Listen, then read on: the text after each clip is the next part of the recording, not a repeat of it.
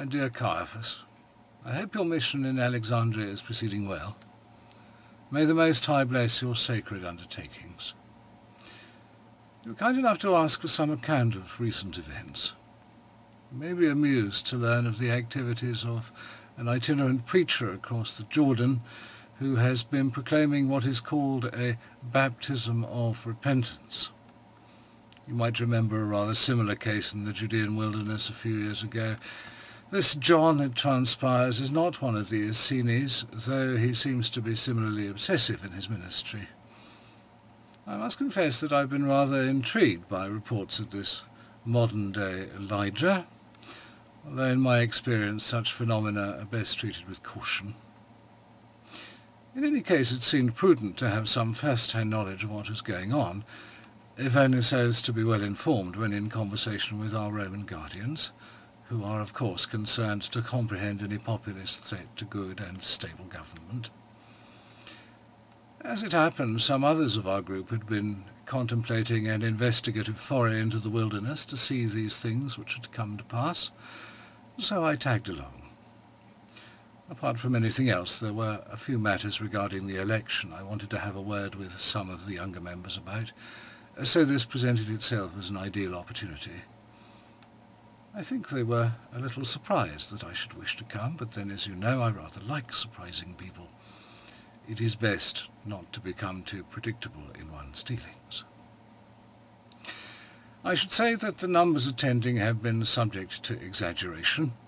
There were rather less than 100 or so, though admittedly it was unseasonably warm, and so hardly an ideal day for the sort of trip to see the wild man which hoi polloi might enjoy. He is dressed in the traditional prophetic garb of a rather unpleasant camel skin. He wears his hair in dreadlocks. But to be quite frank, I expected rather more wildness. His voice struck me initially as quite sonorous, before the usual apocalyptic ranting began, at least. He talks a good deal in agricultural terms. You will be gratified to know that we are evidently to consider ourselves chaff, ready for the burning. There were inevitably some of the Pharisaical brethren in attendance, and he referred to these, rather appropriately I felt, as a nest of vipers. They appeared more than a little discomfited. Would doubtless be as surprised as I was myself to learn that they seemed to want to undergo his rather unusual initiation ceremony, some of them at least. This is all really rather unseemly. He requires those who are presenting themselves to wade fully clothed into the river, and whilst in that position to announce publicly that they are sinners and outcasts, or some such thing, generally to beat the breast anyway. He then throws more water over them and says some sort of extempore prayer. He does this to women as well. In fact, a number of immodestly dressed young women whose profession was, frankly, all too apparent, went through this process. It seemed to me that he lingered over them in a wholly improper way. He talked quite freely with them. I really can't imagine that the whole process would be anything but unsettling to such people.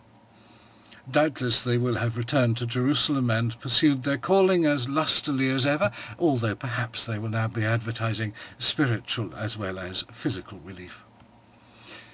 What was rather more concerning was the presence of two officers of the Roman Revenue Authority, who were subject, as one might expect, to some rather surly abuse from the rabble. They too went paddling and promised to reform. Of course, this is no more likely than the sanctification of the young ladies noted above, but the thought of such a thing were to become a general trend amongst tax-gatherers might be of more concern. I was pleased to note the presence of a couple of legionnaires just to keep an eye on things. Our latter-day prophet continued with a celestial weather forecast. According to him, the moon is about to turn to blood, the stars will fall from the sky, and the sun cease to shine. Brighter later, perhaps. I really was rather bored of it all by this time, and was suggesting to the others that it might be time to go, when something rather remarkable happened. Our prophet seemed to go into overdrive at the sight of one newly arrived penitent. I moved rather closer so that I could make out what was going on. He clearly felt this was someone rather special, and initially refused to give him the same treatment he'd been urging on everyone else. He said rather poetically that he wasn't worthy to untie his sandals, which made me wonder if we were going to see a burning bush as well, and would all be being asked to divest ourselves of footwear at any moment. Eventually this newcomer, whose name was Yeshua ben Yusuf, a northerner by his rather guttural speech, appeared to have persuaded the prophet to do his stuff. I realized then this was, of course, a cunning way to encourage others to submit, and they were evidently working the scam together. It emerges that this Yeshua was his cousin, which of course fits. He plunged him down into the river, and just as he surfaced for air, there was what the rabble took to be a clap of thunder. Of course, I realized that sound effects were courtesy of other accomplices, some of whom immediately cried out that God had spoken. And one of them had a tame dove trained to swoop rather impressively. All in all, a nicely performed little routine. The whole thing was evidently set to go on for hours, and by then I really had had enough, so we made our way back. I had quite a useful conversation with some of the younger ones, as a result of which I think we may be sure of their support next month. Some interesting developments are afoot concerning the Queen's retinue, of which I will write when we have clearer information. May the Most High prosper all your most noble undertakings in his name. Farewell.